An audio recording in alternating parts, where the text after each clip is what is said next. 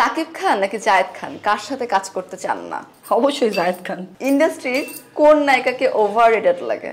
জয়া আহসান। কেমন ছেলের প্রেমে পড়তে ভাল লাগে? যে আমাকে ভালোবাসবে, এটা আমার নতুন থিওরি। সমালোচনাকে ভয় পান নাকি এনজয় করেন? এখন কেয়ার করি না। নিজেকে কি হিসেবে পরিচিতি দিতে বেশি পছন্দ করেন? অভিনেত্রী, উপস্থাপিকা, সঙ্গীতশিল্পী? অভিনেত্রী।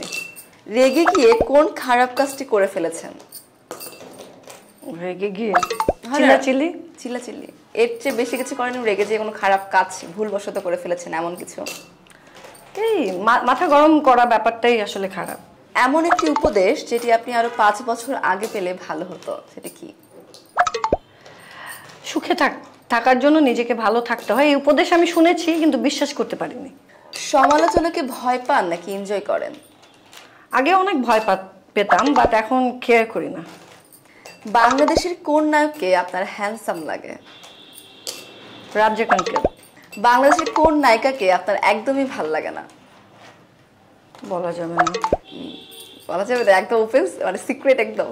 না, নায়িকা তো সবাই আমার কো আর্টিস্ট, সো বলতে চাই না।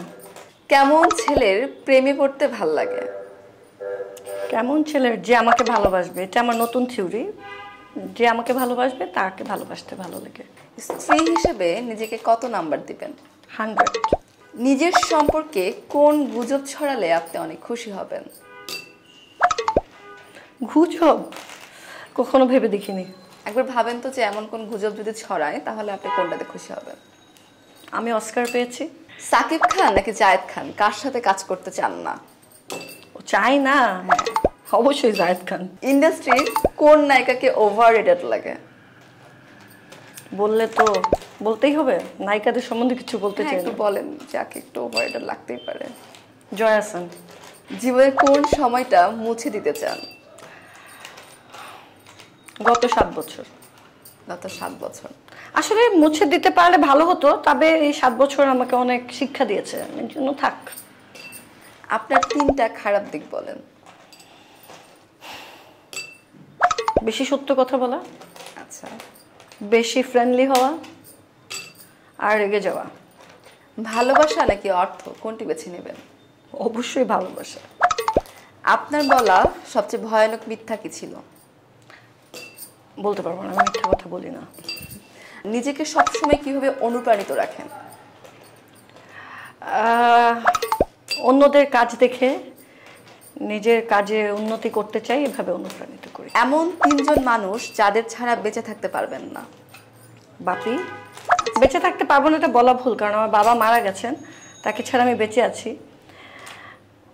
আসলে সে চলে যাওয়ার পরে আমার মনে হয় আমি যে কাউকে ছাড়া বেঁচে থাকতে পারবো, মানে তার থেকে বেশি ভালোবাসার মানুষ এখনো আমার জীবনে আসেনি।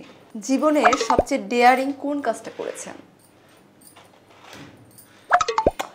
যখন কোনো কিছু করি ওটা আমার কাছে ডেয়ারিং লাগে না, সো করে, মানে ধরেন এমনও হয়েছে একদিন দেখলাম একটা মেয়ে খালি পায়ে রিকশায় আমাকে জিজ্ঞেস করছে, আপু মিরপুর কোথায়?